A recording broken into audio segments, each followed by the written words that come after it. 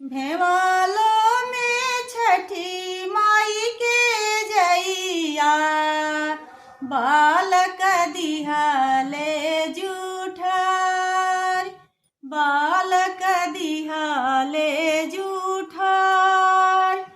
केरावा मंगवानी सहर से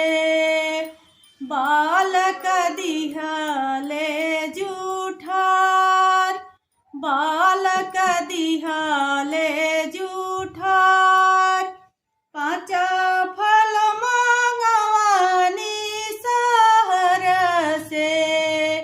बालक दिहाले जूठार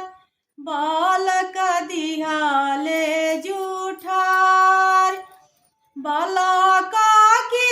अम्मा बड़ी जोगिनिया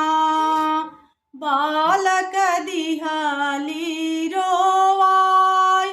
बालक दिहाली रोवाय बालका की बुआ बड़ी जोगिनिया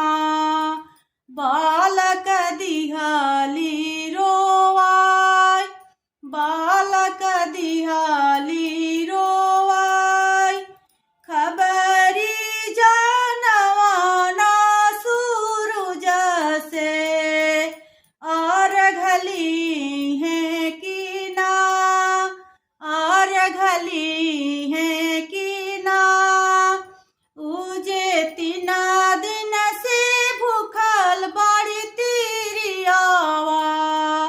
बाटी जलावे में खाट बाटी जलावे में खाट खबरी जानवाना छठिया माई से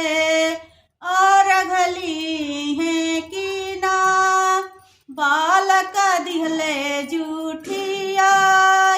बालक दिहले जूठिया खबरी